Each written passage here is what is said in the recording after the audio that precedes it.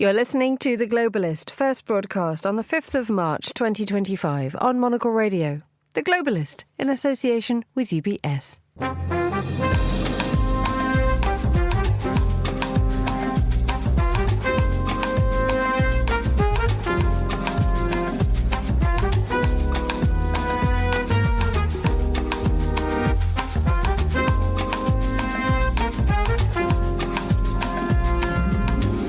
Live from London, this is The Globalist with me, Emma Nelson. A very warm welcome to today's programme. Coming up, America is back.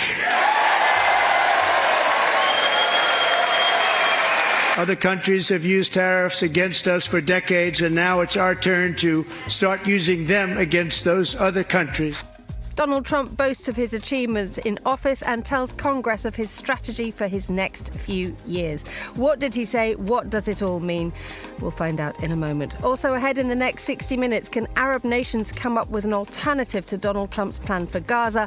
Plus why teenagers are the driving force in the creation of a new generation of terrorists. Our paper reviewer today is Monocle's foreign editor Alexis Self, and our design editor comments on the winner of this year's Pritzker Prize.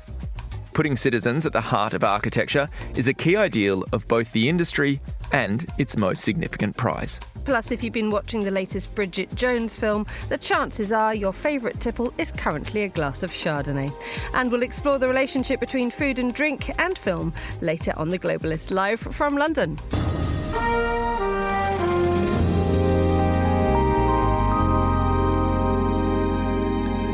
First, a look at what else we're looking at today. Ukraine's President Volodymyr Zelensky says he's ready to work under Donald Trump's strong leadership to achieve a lasting peace for Ukraine.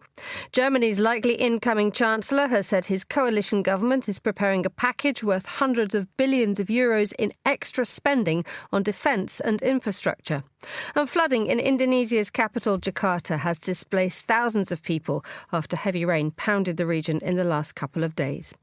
Stay tuned to Monocle Radio throughout the day for more on these stories. But first, he's escalated a global trade war, made friends with Russia, led to fears that the West is splitting. He and Elon Musk are hollowing out government and smashing aid structures. So what does Donald Trump want to do next? And what is his long-term strategy? Well, last night, he delivered his annual address to Congress. In a record-breaking 100-minute-long speech, he announced that America was back. And among other things, he doubled down on an expansionist aspiration. We need Greenland for national security and even international security, and we're working with everybody involved to try and get it. And I think we're going to get it. One way or the other, we're going to get it. To go through this very long speech and try and unpick it all, let's hear from Megan Morris, who's Singapore Deputy Bureau Chief of Business Insider. She joins us on the line from Singapore, and by Thomas Gift, Director of the UCL Centre on US Politics here in London. Very good morning to you, Thomas. Good afternoon to you, Megan. Thanks for having me. Thomas, let's begin with you. At 100 minutes long, this was the longest presidential address to Congress. So I'm going to ask you the impossible question. What were the chief takeaways? Well, this was an aggressive, unapologetic address. I think that there's no sugarcoating it. Trump basically reaffirmed every single policy stance without hesitation. That included tariffs, mass deportations, DOGE, advocating for a negotiated settlement in Ukraine. His first 6 weeks in office have been a whirlwind, and this speech was essentially a full-throated defense of that relentless pace. This is really the kind of flood the zone strategy that his former chief strategist, Steve Bannon, made famous. And basically, I think in the speech, it was just sort of no nonsense. This is what I'm doing. Deal with it. Let's move to how this has been received on the other side of the world. In Singapore, watching closely as tariffs started to thump yesterday. What's been the general reaction to Trump's speech? It was a big day here in Asia. We had both Trump's speech, which was live during our morning, as well as some news out of China about what some of the economic and monetary policies will be for the long term. Asia markets were actually pretty good today. A key Hong Kong index was up 2.7%. It's still trading.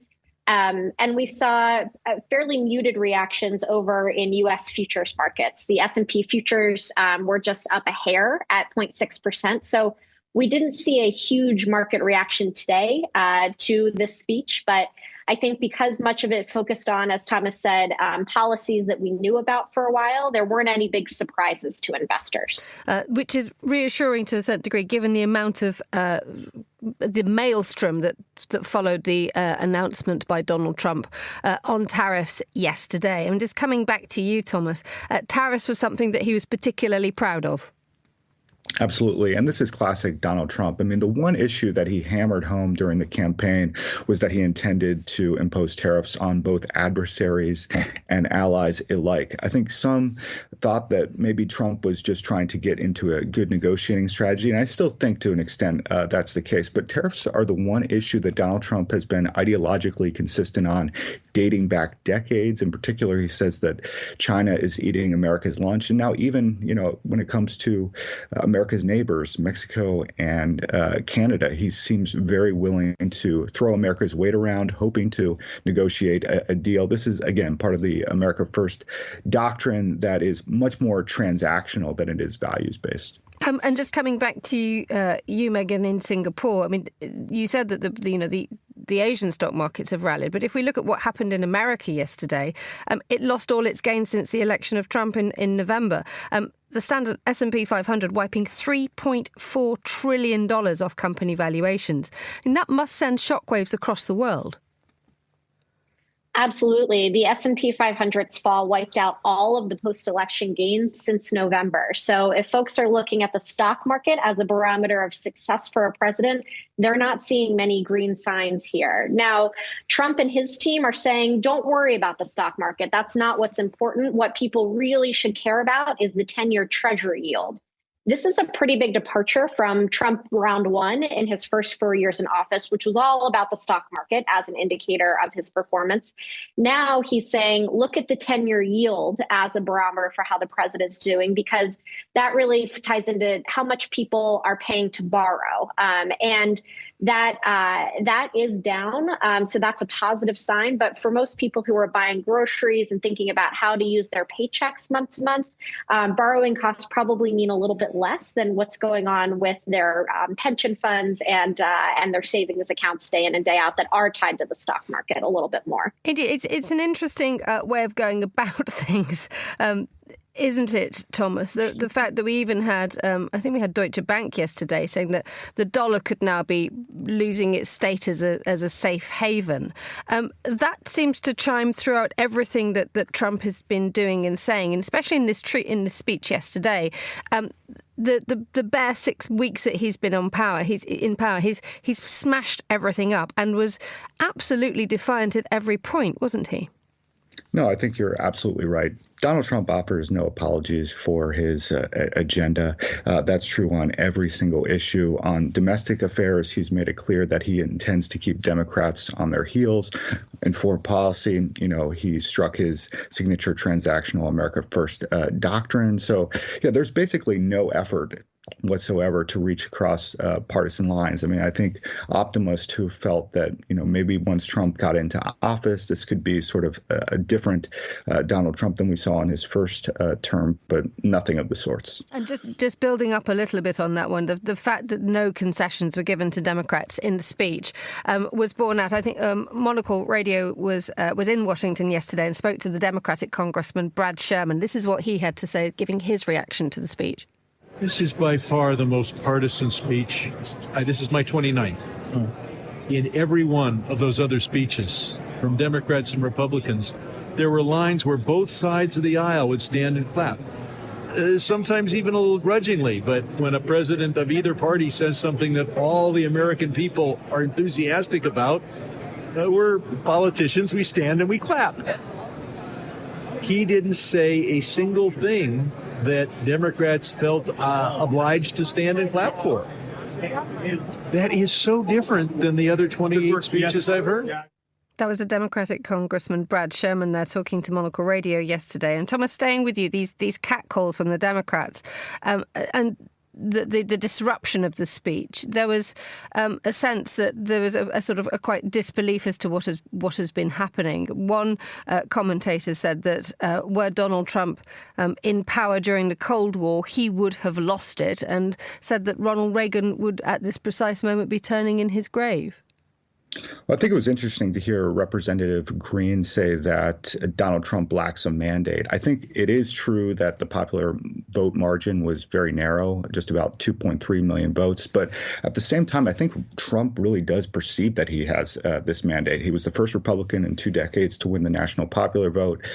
The political shift was undeniable county by county. About 89% of counties moved to the right compared to 2020. He also made big gains among Latino voters, Black voters, young voters. So I think he kind of perceives that the political winds are behind him. It is true that his approval numbers have tailed off a little bit, but they still are higher than during his first term at the moment. And he's going to use his political capital, particularly in these first 100 days, to get through as much as he possibly can. Staying with you, Thomas, where does the Greenland narrative fit in? I think Greenland is a bit of a red herring. I think that, again, that this is part of Donald Trump's flood the zone strategy. Talk about Greenland, talk about making Canada the 51st state, talking about retaking the Panama Canal. I think that these are all distractions that Democrats are latching onto rather than kind of focusing on the big issues that are happening at home. I think when it comes to the big issues, that's tariffs, number one, and deportations, mass deportations of immigrants, number two. Coming back to you, Megan, over in Singapore. I mean, you mentioned a moment ago that China made an announcement yesterday. It set an annual growth target of 5% for 2025. How is China seeing all this? Clearly, it retaliated very quickly after the imposition of tariffs yesterday. But is there a sense that there is a longer-term strategy emerging from Beijing and indeed from that part of the world? We are seeing China react here quickly, but in ways that most analysts are calling quite measured. So China is not coming out with all-out measures that are going to hit the U.S. the hardest in every industry. China is being very selective about where it applies pressure. And right now, that's primarily in agriculture. That's the latest round of tariffs. Now, Trump seemed to acknowledge this pain. He said to farmers primarily during his State of the Union that it's going to be a little while. He said, quote, "It may be a little bit of an adjustment period." Now, if you're a farmer and all of a sudden your exports have been hit, you may feel like it's more than a little bit. But there does seem to be some acknowledgement from the Trump administration that this is going to hit some consumers and some key base members, including folks like farmers in America's heartland where it hurts.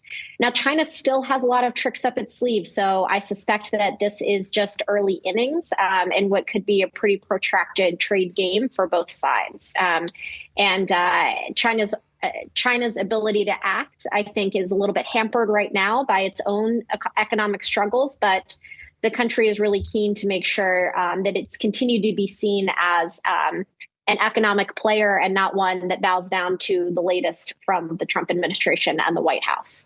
Megan Morris in Singapore and Thomas Gift in London. Thank you so much for joining us on Monocle Radio. You're listening to The Globalist.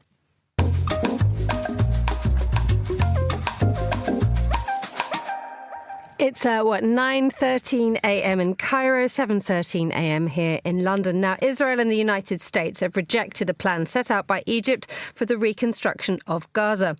Arab leaders approved the scheme, which would offer a realistic alternative to Donald Trump's idea to take over the Strip, move out 2 million plus people and create a beach resort. Well, at an emergency meeting in Gaza, Egypt revealed a glossy brochure with Emirati-influenced designs. But this was not about luxury property development. This was about politics and the Palestinians. Well, I'm delighted to say that joining me in this studio is Burcu Öçelek, who's Senior Research Fellow for Middle East Security at the Royal United Services Institute here in the UK. A very good morning, Burcu. Good morning. Thank you. So what did the Egyptian plan look like? It was glossy, it was shiny, but what did it really contain? Well, it seems to contain all the key components of what effective reconstruction for the people of Gaza would look like. And it's a three-phased plan with a cost of around $53 billion. It envisions dividing the Gaza Strip into 7 zones that would allow Palestinians to continue to reside there during the reconstruction process. So reside in container homes, temporary mobile homes on a rotating basis whilst the cleanup of the rubble takes place and the reconstruction of the Strip moves forward.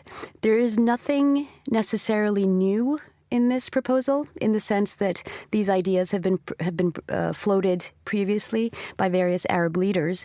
Of course, the main takeaway is that the mainly Egyptian proposal, which has now been endorsed by members of the Arab League, rejects President Trump's idea that Palestinians should be expelled from the Strip. Because the point you made right at the start just then was that this is a plan for the people of Gaza, which is directly at odds with what the US plan is. And we have seen the United States and Israel say no to this plan before to the Egyptian plan before the ink's dried.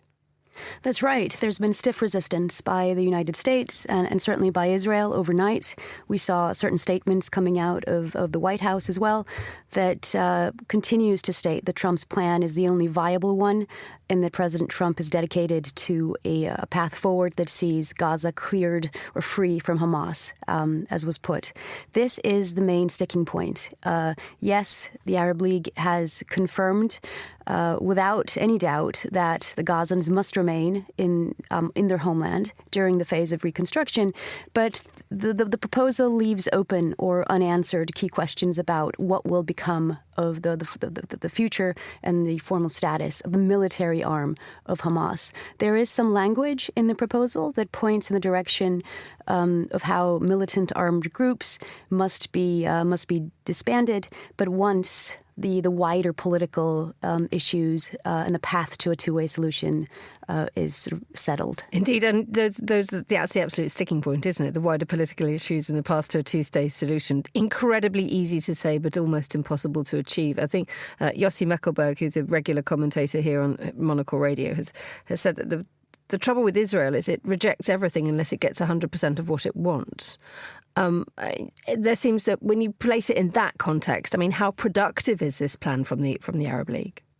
It's productive, I would say, in the sense that it demonstrates wide-ranging consensus across the Muslim world, that any proposal that suggests the forcible displacement of Gazans from their homeland is unacceptable. And this is a firm rejection. I think from likely or possibly from the Trump perspective, now real negotiations can commence. So perhaps there lies a glimmer of hope. And indeed, you mentioned this idea of consensus. How much has this issue and the fact that, the emergency meeting was pulled together in Cairo of Arab League leaders, and how much has it actually strengthened various areas and relationships in that part of the world? I think there are serious divisions that remain unquestionably, and much of that rests on the future of Hamas and what to do about Hamas. Gulf countries in particular, who are expected to do the heavy lifting of paying for the cost of reconstruction, have various opinions about Hamas. The UAE in particular has been most vocal persistently about the need to disband, to disarm the group. Others have noted that it might be possible to negotiate, to engage, to normalize with certain more moderate voices in Hamas. I mean, there's no love lost between much of the Arab world and this organization, but it's at the same time very difficult to come out very strongly against it because it's seen as synonymous with Palestinian resistance. Because is there a sense that what to do with Hamas is the biggest problem here? I would say so, yes. And yesterday there was an announcement, an official statement by Hamas saying that they welcomed the Gaza plan proposed by Egypt and the Arab League, and that they would be willing to cede power to the proposed Palestinian Technocratic Committee, provided that there was national consensus. And they seem to imply that they were in favor of holding elections. In many ways, I think it's worth noting that whilst this is an important initiative and steps should be taken to talk more seriously about the day after, the ceasefire, in effect, is currently incredibly fragile. Talks should have started, of course, on moving to a phase 2. Israel suspended the delivery of humanitarian aid and goods into Gaza until all Israeli hostages are released. So there's this contradiction now where, on the one hand, the Arab world seems united around the idea of reconstruction without displacement, ongoing tensions, well, the possibility of more tensions flaring in the Gaza Strip sort of loom large as the IDF might be preparing is one option, being a renewed operation inside Gaza. Because the reports that are coming out, I think just looking at what Al Jazeera is saying this morning, is that no aid has entered for a fourth day. And as a result, they have markets running out of basic essentials. Whatever is there can't be bought because it's far too expensive. Medical care is suffering already. What does this achieve? I mean, clearly this is Israel absolutely not budging once again. But we now have this thing that Hamas is now saying that it will cede power to a new Palestinian administration. It doesn't quite go as far as what Hamas always says, which is its end game is to destroy Israel.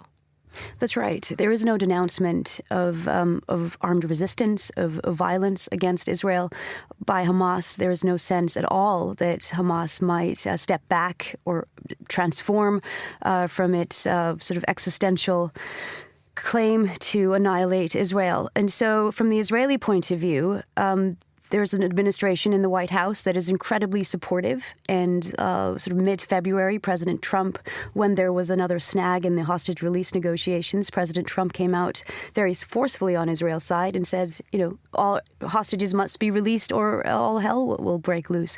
And so Israel appears to be in the far right, and Israel appears to be incredibly sort of empowered now to act, and that hopefully addresses the question of why Israel feels justified in cutting off aid at the moment. Bridget Jones, thank you so much for joining me in the studio. Still to come on today's programme.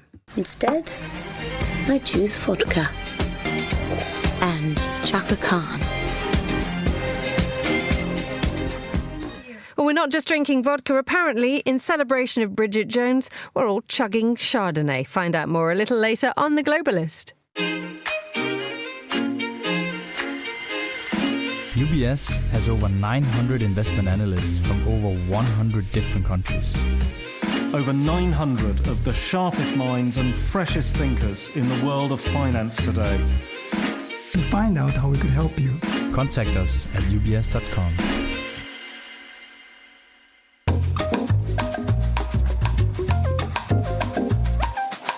7:22 here in London. Let's continue with today's newspapers. Joining me in the studio is Monocle's foreign editor, Alexis Self. A very good morning to you, Lex. How's life in the Self world?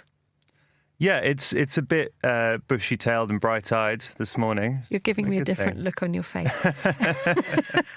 But you brought in a stack of papers, which is delightful, and ready to go. So let's have a look at what's going on in the newspapers. Let's have a look at this. OK, the world is trying to work out what to do about Ukraine.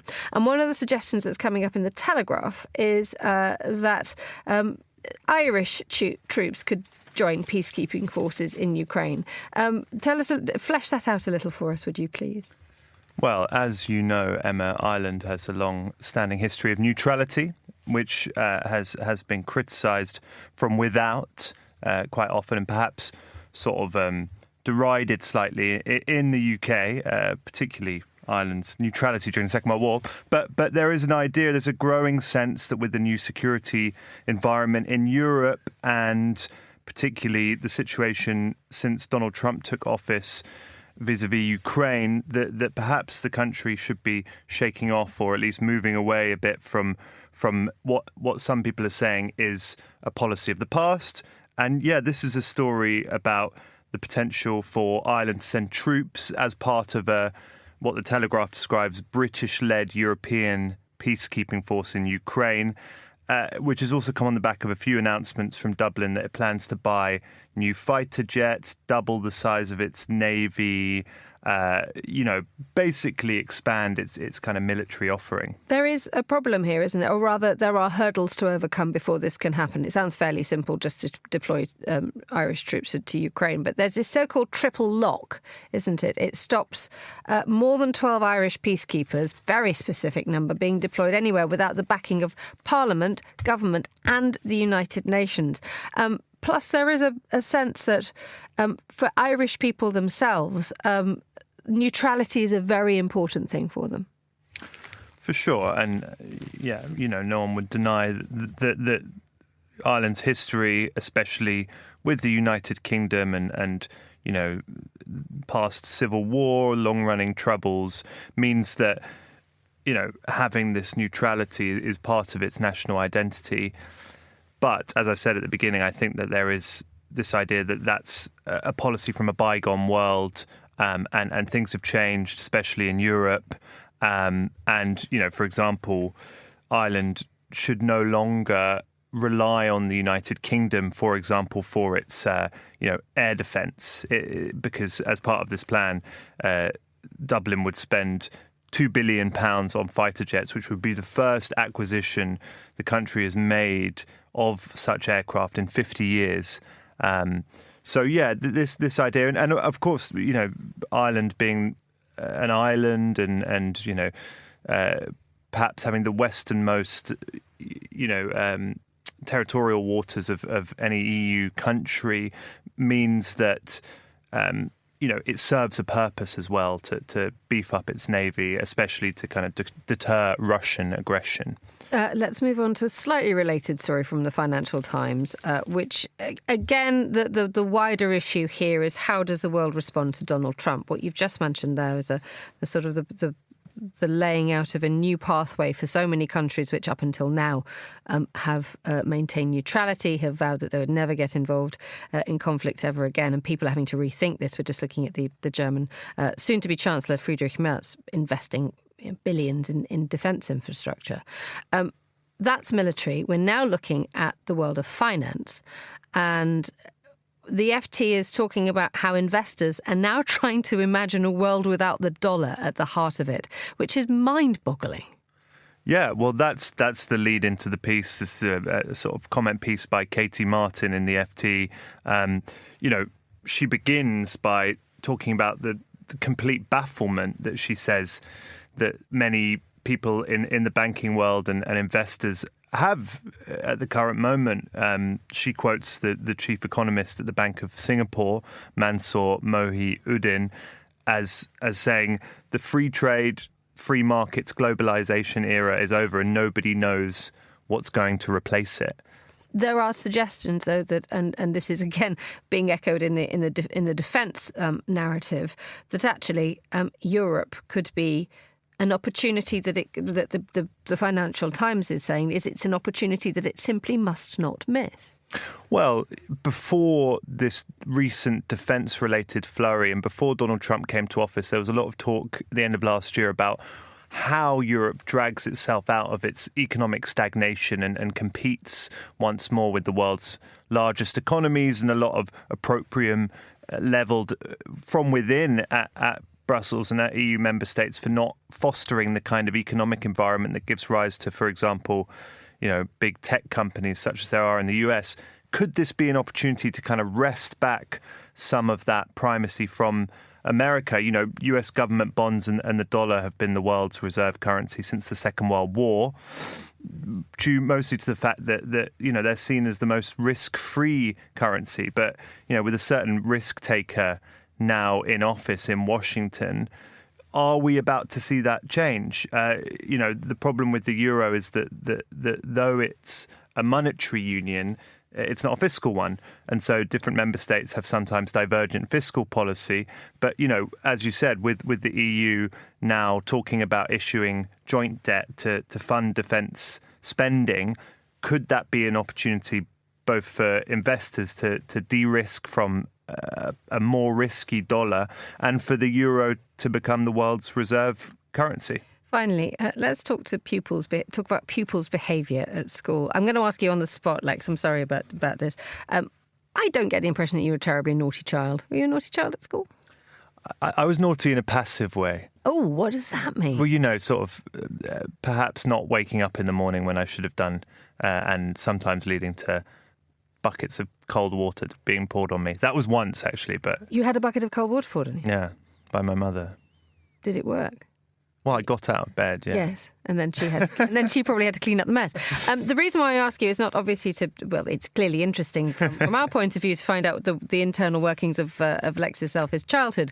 But in Cannes, they are now doing what to children who are... There's no buckets of water if you're naughty in Cannes. You get to go and play on the Riviera.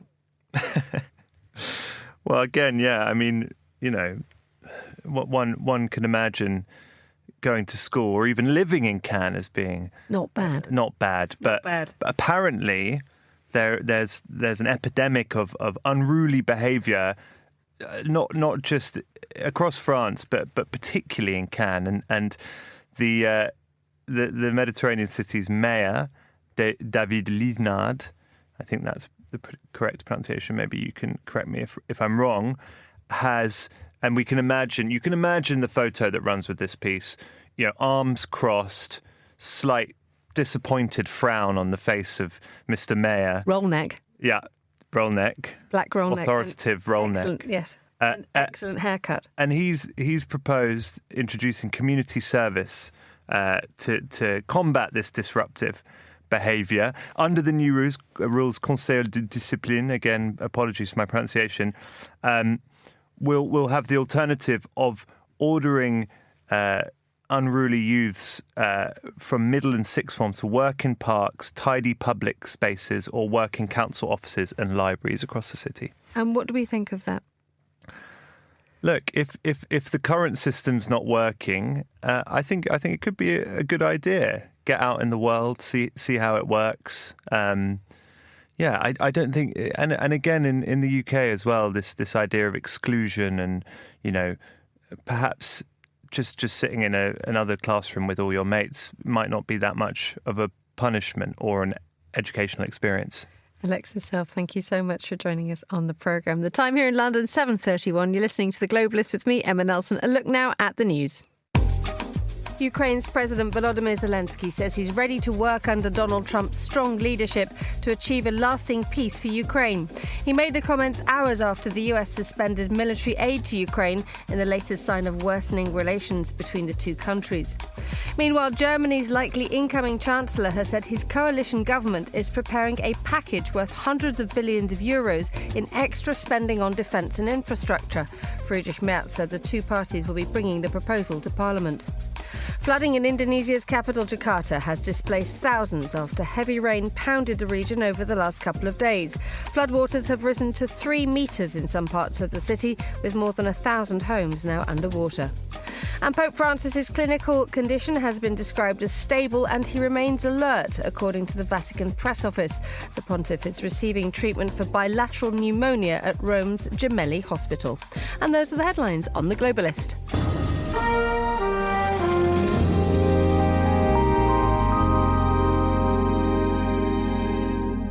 Now, the number of countries falling victim to terrorist attacks has risen for the first time in nearly a decade. And in another first, 9 out of 10 attacks are carried out by so-called lone wolves, an individual acting alone. Well, the 13th Global Terrorism Index, out today, also highlights the rise in the number of teenagers becoming involved in terrorism. Well, to tell us more, I'm joined by one of the editors of the report from Sydney, the founder and chairman of the Institute for Economics and Peace, Steve Killalay. A very good morning to you, Steve, or rather, good afternoon, I should say to you. Yeah, thank you. No, very good to be on the show. And yes, it's 6:30 here in the evening. Excellent. Well, we wish you the best of a very enjoyable evening after we've done this little interview. What's different in your report this year? I think there's a number of things. What we can see is that terrorism is a persistent threat. In fact, the number of countries affected by terrorism increased from 58 to 66. We had more countries deteriorate, 45 compared to 34. And the 4 major terrorist groups in the world increased the number of people they killed by 4%. So underlying that, it's really rather troubling. We can also see that attacks in the West, as you mentioned earlier on, have been increasing. So they're up about 60% compared to the prior year. So there were 52 attacks. And as you point out, most of them are occurred by what we'd call lone wolf actors or lone actors. And many of these now, a rising number are teenagers. So, for example, in the UK, 42% of all attacks were carried out by a youth. That's someone under 18, and in broader Europe, it's 1 in 5. So how does a government pivot its security strategy in order to try and accommodate this or deal with this, given the fact that young lone wolves are arguably one of the hardest to spot? Yes, well, this is it. So the issue is that they leave a minimal footprint. They haven't got the funding, so they haven't got the financial networks they can move through. And generally, they're fairly much loners as well, so they haven't got a broad network which they're communicating with. So the ways of doing it, like these people tend to radicalise through social media, various fringe platforms, gaming environments, and then using encrypted apps and the dark web. So the intelligence service, they're the places they have to get inside of. But it gets difficult because it's one thing to read radical content. It's another to watch violent videos, and it's another to move to the next stage where you're actually going to now do a violent act. So if we think about it, like I watched Gladiator 2 last night, for example. So it gives you an example. There's just many, many, many false positives out there. But one of the more troubling things, what we're noticing, is that they're actually radicalising faster, I should say. So we went back to 2002. It took about 16 months on average for someone to radicalise. By 2015, that had dropped by 40%, down to about 10 months. And now we can see today that sometimes people are radicalising in a matter of weeks. And the speed at which people are being radicalised, what does that have to do with the amount of online exposure that younger people have? Because arguably you can make a government can take an approach to trying to de-radicalise or prevent radicalisation. But if you have the private sector, which resists quite a lot of access to the content that is posted on social media platforms, that makes it doubly hard, doesn't it, to crack past that barrier? Well, this gets very complex because it's down to the social media algorithms, which many of these companies use, and this concept of radicalised algorithms. And so the algorithms all the time are trying to throw up information which is more and more appealing to you. And that's great if you want to buy flowers for your wife or something like that. But that's also the same algorithms mean if you're going down a path of radicalisation, it'll throw you up more and more material which are emotionally pleasing you. So there's big issues with the way just the social media algorithms work. Steve Killalay, thank you so much for joining us on Monocle Radio.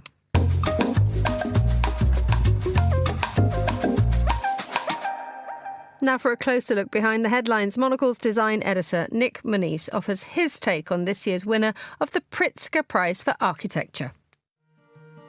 China's Liu Zhikun is the winner of this year's Pritzker Architecture Prize. Since it was established in 1979, the annual award has been a barometer for where the architecture industry's priorities are heading. So, designers across the globe will now be poring over Liu's portfolio of work. The Chengdu-based architect tends to stay out of the limelight, mostly creating public works in his native Sichuan province. His commissions are focused on his community, reflecting their traditions and responding to their needs, a theme picked up on by the prize's jury, chaired by 2016 Pritzker Prize laureate Alejandro Aravena. Architecture should reveal something. It should abstract, distill and make visible the inherent qualities of local people, says the jury's citation.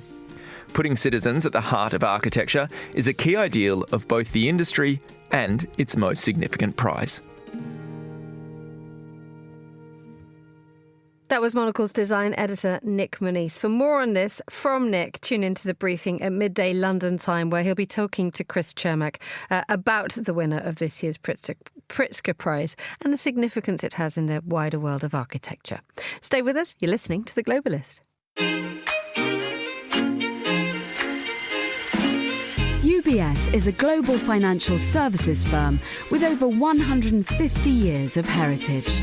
Built on the unique dedication of our people, we bring fresh thinking and perspective to our work.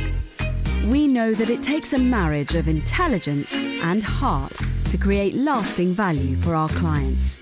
It's about having the right ideas, of course, but also about having one of the most accomplished systems and an unrivaled network of global experts. That's why at UBS, we pride ourselves on thinking smarter to make a real difference. Tune in to The Bulletin with UBS every week for the latest insights and opinions from UBS all around the world.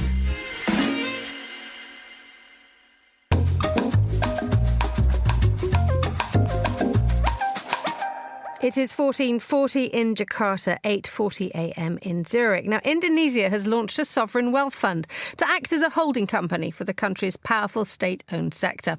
The fund, called Danantara, will be made up of assets such as the country's state lender, an oil and gas giant and telecoms leader.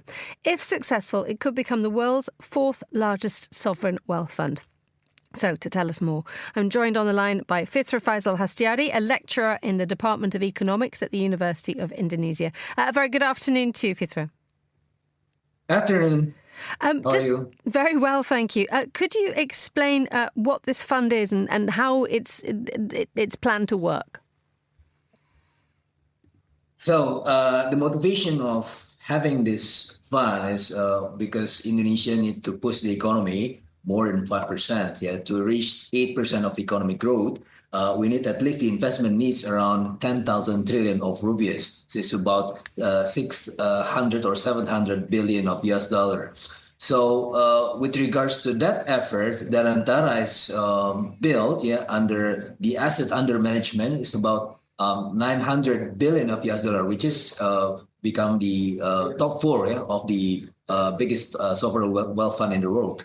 So, but the idea is not entirely new because 40 years ago, Professor Sumitro, a well-known economist for Indonesia, has introduced this idea to the minister at that time, J.B. Sumarlin, the Minister of Finance. But it was actually revamped because we didn't need any holding companies at that time because we had the October Pact of Liberalization that actually pushing the economy at that time is very actually a good pact to push the economy so that we didn't need that holding companies. But in 1993, Mahathir Mohamad, the Prime Minister of Malaysia, actually have this idea and actually created Hasanah. And that become also our reference, our main reference to actually create Danantara. So that's actually the motivation and some historical overview of Danantara. What are the benefits and the risks of having a sovereign wealth fund of this size? Because if it works, it will bring much needed economic boosts to the Indonesian purses. I mean, you wanted to talk about the 8% economic growth, but if it doesn't, there are people who are suggesting that this could simply wreck the economy. Yeah, of course, because by putting all of the good assets in one basket, we can have the systemic risk. So maybe most of the assets is good, but we don't know in the future if what happened with one or several state-owned enterprises. If they face difficulties, this will actually pose a systemic risk for the overall assets under Danantara. That's actually the risk that we need to face in the future.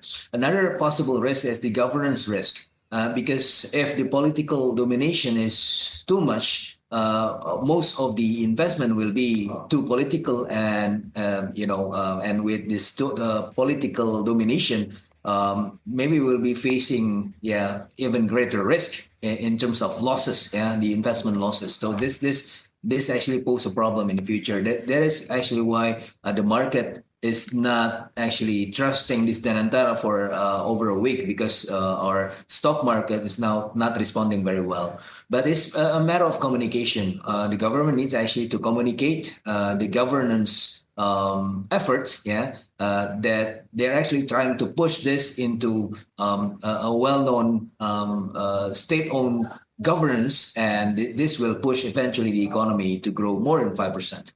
Very briefly, this political risk this political dominance is something that's very important to Indonesia in terms of the way that its infrastructure is sort of expanded.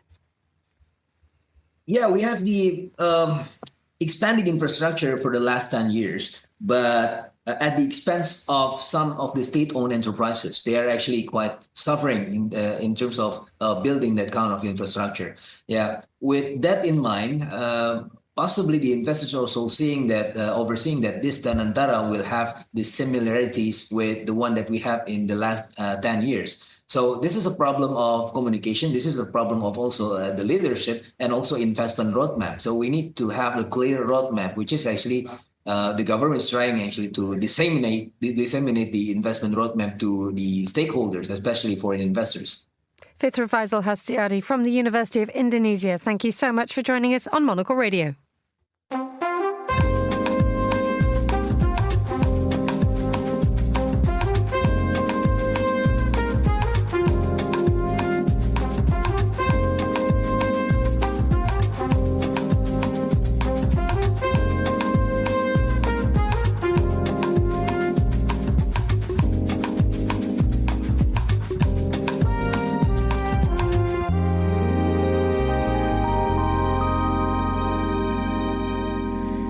.46 here in London. Let's talk aviation now. Sally Gethin is an aviation analyst, an expert who joins us once again in the studio. Good morning, Sally. Morning. How is aviation? How are you? Oh, I'm good, thanks. Excellent. Glad to hear it. Let's talk about aeroplanes. We need to address Donald Trump. Tariffs, global aviation and travel. What is the effect?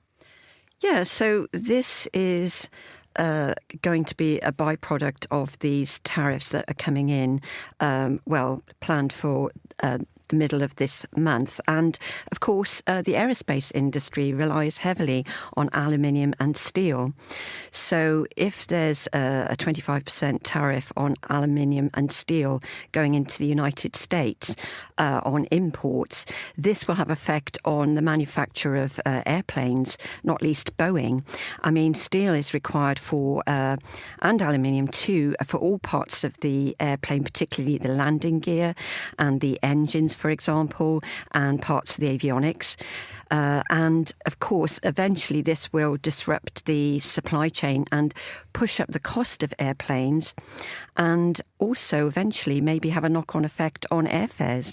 This is a double-edged sword for the likes of Boeing, which I think we have to mention is working to speed up two replacement presidential aircrafts, Air Force One.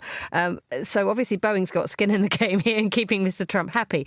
But we've had I think it was in January, that the CEO, Kelly Ortberg of Boeing, said he's not worried about the Trump administration because he said the longer-term focus is on jobs, US jobs, and Boeing production is all US. So it gains a bit there, though, doesn't it? Well, he can say that. Anyone can say anything, but in reality, there is a domino effect. I mean, the aerospace industry is a global supply chain, and there's nowhere to run, nowhere to hide with these costs, and they will be handed down. And even if one part of the industry does not suffer, another part of the industry will have to compensate. So it'll push up aircraft leasing rates as well. Let's move on to the eternally difficult problem of trying to create a net zero world in aviation. Every time you see the goodwilling and the reinvention of something and the creation of something, which limits the carbon footprint of an aeroplane, then suddenly there's a realization that this is much trickier to achieve than anyone ever envisaged. Yeah, I think it's hard for people around the world to really grasp the complexity of trying to clean up aviation. To be honest with you, I've been covering this industry for decades now. It's only really in the last 10 to 15 years, if that aviation has come out with a new messaging on this. Up till then, I'll be honest, I think the aviation industry was caught napping somewhat. It was much further down the agenda, its priorities. So suddenly it's got to ramp up, and these things are complex. And sustainable aviation fuels, as they're known, they come in a mix of varieties, plant fuels, biofuels. That is a massive exercise to undertake. And basically, it ain't going to happen by 2050, as the aviation industry pledged. And Willie Walsh, the Director General of the airlines industry body, IATA, has fired a shot across the bows. He's come out now recently and said, we can't make it by this date. It's just unrealistic. And so he's kind of putting the blame in a way on governments for not financing and funding it enough, because the onus is on the industry itself, which is a profit. It's hard for airlines to make a profit anyway. Indeed, Willie Walsh has singled out the European Union for, I think the words he's saying, overly regulated and uncompetitive. It's a model of how not to do it, because he's saying that the way that the EU is trying to pursue its environmental goals goes directly against what the aviation world needs. Well, actually, I'd agree with that to a large extent. You have to understand that aviation airlines are, they're champing at the bit the whole time. They're right out on the edge of, free market and a free market industry enterprise. And so they experience it as it is. And a lot of the bureaucrats perhaps don't always appreciate that, or at least it takes time to pass legislation, regulation. And the two are at loggerheads many times. Let us move on to Swiss, much beloved at Monocle for some pretty obvious reasons. It is overhauling what it serves you on board. Yeah, so this is an interesting story, really, because with the brand Swiss Senses, which has a lovely assonance to it, let's be honest, the airline, in a way, is going back to the roots of being a legacy full-service carrier by enhancing the onboard service, but not just in the premium cabins, as many airlines tend to do, but right across the board, right across all the cabins, premium economy and economy, with some subtle enhancements. So new bedding, additional food and beverage, a fragrance, for example. And in line with that, in the long run, it will be redesigning the cabin interior as well. So a very interesting development there, a commitment to that. It shows in a way that that there is a demand or an appetite for that, and it goes to the identity, as you just said, of the airline as well. Indeed, because Swiss is very good at its service on board, its onboard service. And the fact is that it's incredibly good at being able to serve Swiss wines and Swiss cheese on a tray. I mean, the fact that there is a news line, that there is a tray involved in this, ladies and gentlemen, shows you A, how pioneering Swiss is, but B, how it's not so great for everyone else. Yes, I think also that these are aspects which are historically, embedded in the airline industry, but most airlines have shared. And I think Swiss taking that somewhat traditional but bold step even further and bringing it, even further into the 21st century with new ideas will help lead the way. And hopefully we'll see more airlines follow suit. Sally Gethin, thank you so much for joining me in the studio. You're listening to The Globalist on Monocle Radio.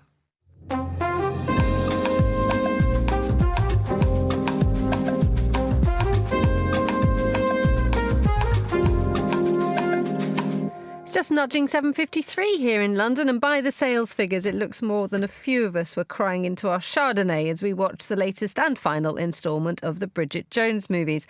A British supermarket, perhaps keen to raise the profile of its wine department, says it's seen a big increase in the amount of Chardonnay that it's shifting off its shelves. Well, Chiara Rimella is the host of The Menu, Monocle's drinking and dining programme, and she joins us on the line now. Very good morning to you, Chiara.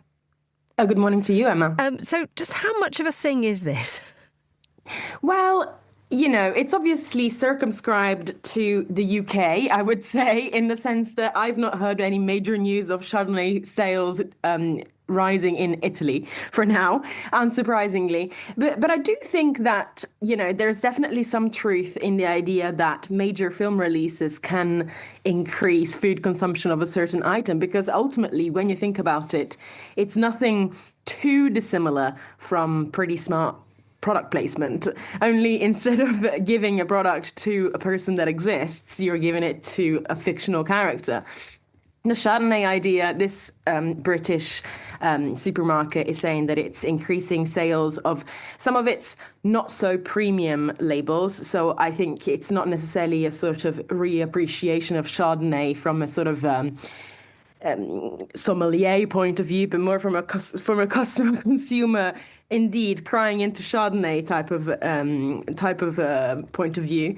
But it's also saying that it's seeing a great deal of increase in 1990s kind of nostalgia-tinted products, and then goes on to list things like the infamous blue soup, which great fans of Bridget Jones will remember. But then also turkey curry and orange marmalade. Now, I wasn't in the UK in the 90s. I don't know, Emma, if you remember turkey curry being a particularly 90s food. Yes, but I'm not entirely sure whether it was a fashionable thing. I don't know. Was it and the association with I'm racking my brains here, Chiara, I must be honest. And the association of turkey curry with what? I mean, we can see Bridget Jones chugging down 47 litres of Chardonnay. I'm not entirely sure whether that actually gives Chardonnay the best image, does it? It doesn't necessarily say this is a refined drink that we should enjoy with moderation. No, not quite. But then, as you mentioned there, I don't know if necessarily it's because you want to inhabit the persona or in a sort of refined sommelier way, or if it's like the supermarket is positioning it, a desire for comfort. And it's saying that it's also seeing increased sales in, as I said, marmalade. Some people attribute that to Paddington the bear, but also potato waffles, Black Forest gateau. So, lots of comfort, not really necessarily going for the highest end item on the shelf.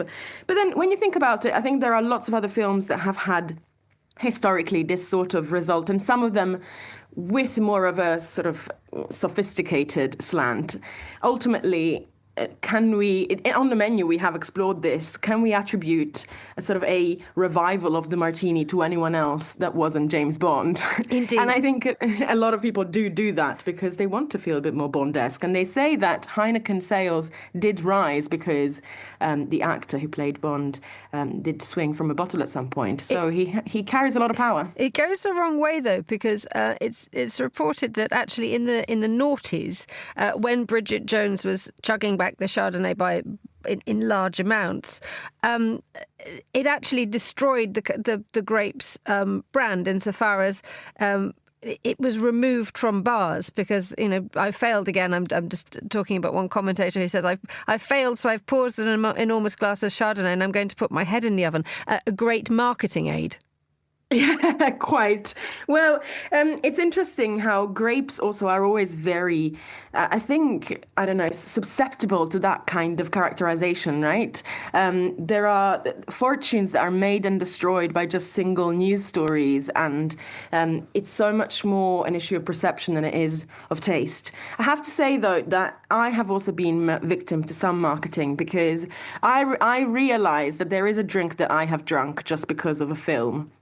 And that is... Which is it? What is it? Which is, I definitely started drinking White Russians after watching The Big Lebowski. Have you ever done anything like that? I'm just trying to think if I have done. I think what you do is you sort of you watch the film and then you just work out what's to go. Or rather, you coordinate your food and drink with what you're watching. So if you're sort of sitting down to watch Fellini's The Leopard, which is a long film, then you bring out a sort of a nice Sicilian red and then sort of feel good about yourself.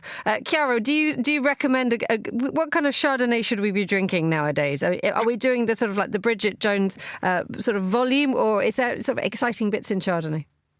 Perhaps I'm the one who was targeted by some of the negative connotations of this marketing, because I'm not the biggest fan of Chardonnay. I'm more of a kind of Gewürztraminer from South Tyrol type of person, so I'm going to stake my claim on that. That's so specific. Chiara Romella, thank you so much for joining us on The Globalist. And that's all the time we have for today's programme. The warmest of thanks to all my guests. And thanks to our producers, Vincent McAvenny, Chris Chermak and Monica Lillis. Our researcher was Francesca Jilks and our studio manager was Elliot Greenfield. After the headlines, more music on the way. The briefing's live at midday here in London. The Globalist is back at the same time tomorrow. But for now, from me, Emma Nelson, goodbye. Thank you very much for listening.